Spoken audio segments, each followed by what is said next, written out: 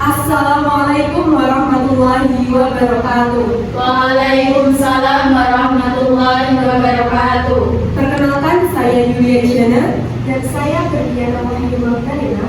Kami dari unit PMR Wira Marida Bakti MA Maulidi Huda Lombok. Kami di sini akan menyampaikan tentang materi kesehatan reproduksi Remaja.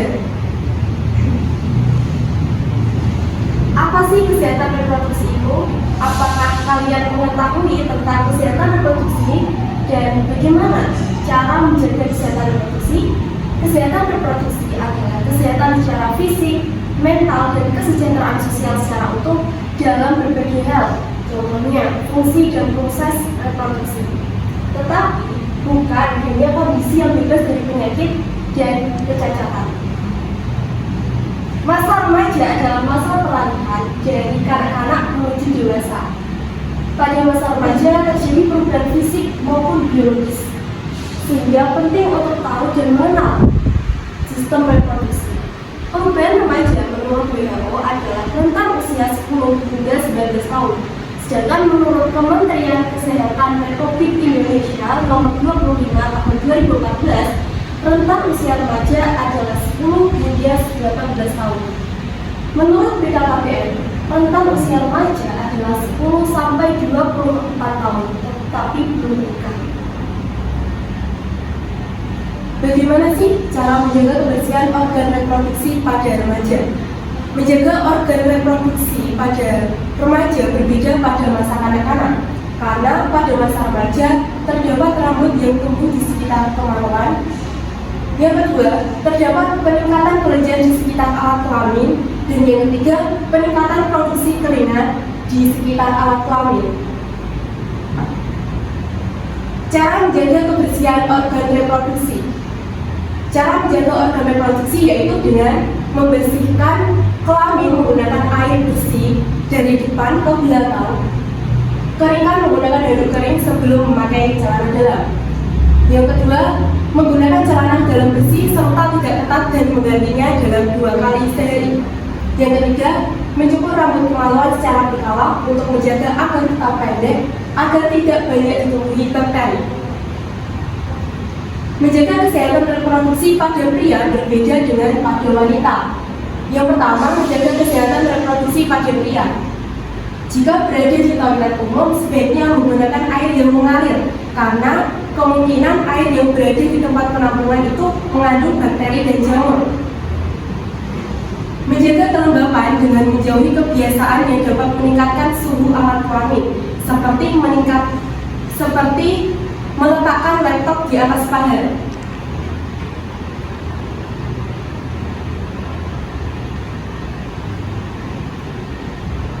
Selanjutnya yaitu menjaga kesehatan reproduksi pada wanita.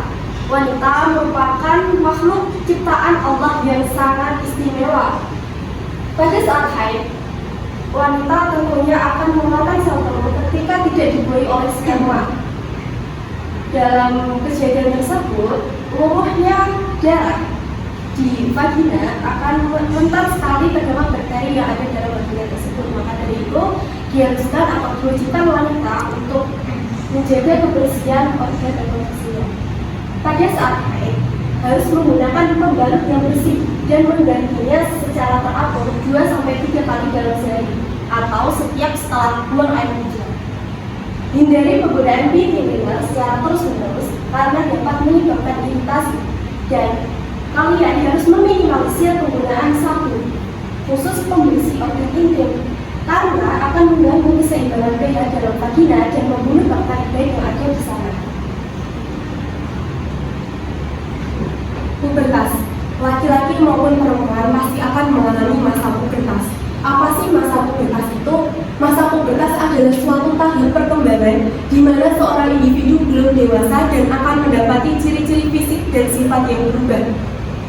Kapan sih masa pubertas laki-laki dan masa pubertas perempuan? Masa pubertas laki-laki yaitu dimulai dari usia 13 sampai 14 tahun, sedangkan pada masa pubertas pada perempuan yaitu usia 11 sampai 12 tahun. Laki-laki maupun perempuan yang mengalami pubertas pasti akan mengalami ciri primer pubertas.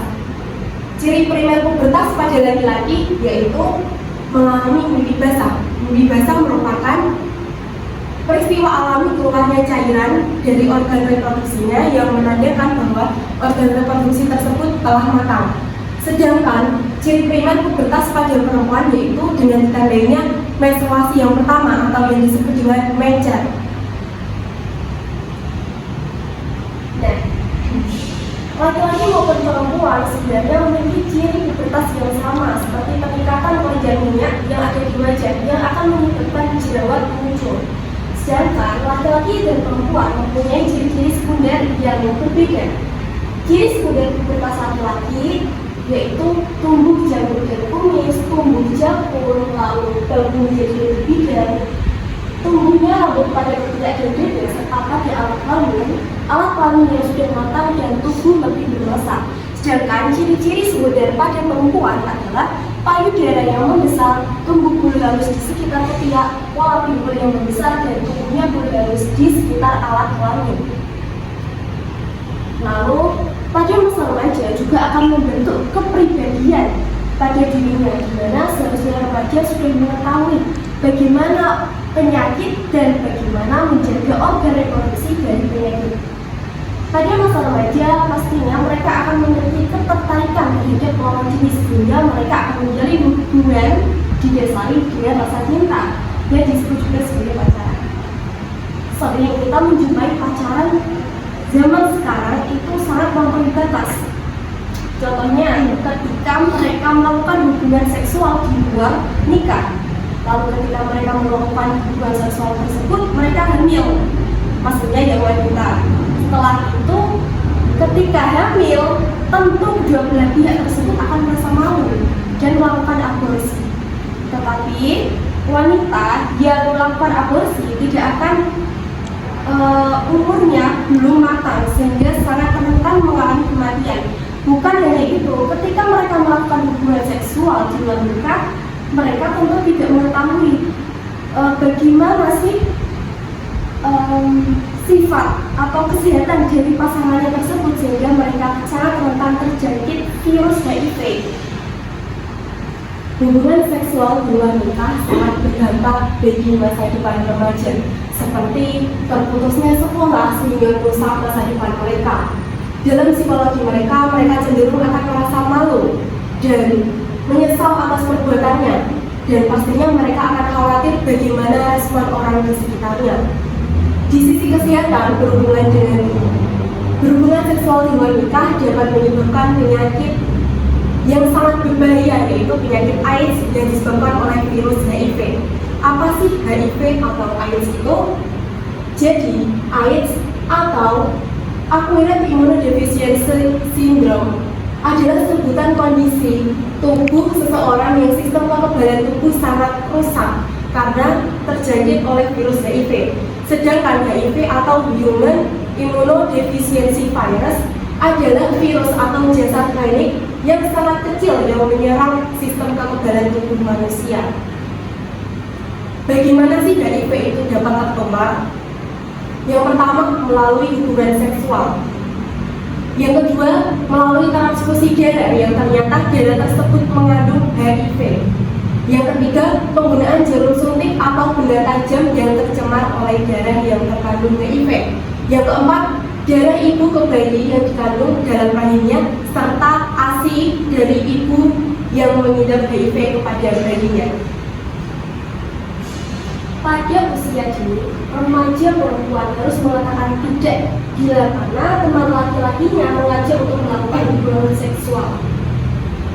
Laki-laki harus menghormati teman wanitanya dengan tidak meminta atau memantau untuk melakukan hubungan seksual, penciuman atau menyentuh bagian-bagian yang mudah terangsang seperti pantat, paha, payudara, dan lainnya, dan hindari tempat-tempat yang gelap dan sepi untuk berduaan. Selain itu, kami memberikan tips and trick untuk kalian supaya mencegah hubungan seksual dengan remaja yang sehat, berbekal informasi tentang kesehatan reproduksi dan tidak tergoda melakukan hubungan seksual. Berpikiran maju untuk jangka hal terbaru. dapat mengatur energi remaja menjadi hal yang positif, membina pertemanan dan persahabatan yang sehat, dan selalu menghargai dan memperkenalkan pribadi yang saling mendukung. Selanjutnya adalah narkoba atau yang biasa disebut dengan nafzat, yaitu singkatan dari narkotika, zat psikotropika, dan zat aditif lainnya. Adalah istilah yang menggambarkan zat atau senyawa yang dapat menyebabkan penurunan kesadaran dan menyebabkan ketergantungan jika digunakan dengan tidak sesuai. Penyalahgunaan narkoba dapat menyebabkan kecanduan yang akhirnya menyebabkan penggunanya untuk mengonsumsi narkoba secara terus-menerus. Dampak kecanduan narkoba juga dapat dirasakan oleh otak kita, terutama otak bagian depan, yang fungsinya mengatur gerakan, ucapan, perilaku, emosi, dan kepribadian kita. Dan yang paling berbahaya dari ketergantungan nafzat adalah fungsi otak kita belum tentu bisa pulih walaupun sudah berhenti menggunakan nafzat. Lalu penggunaan narkoba.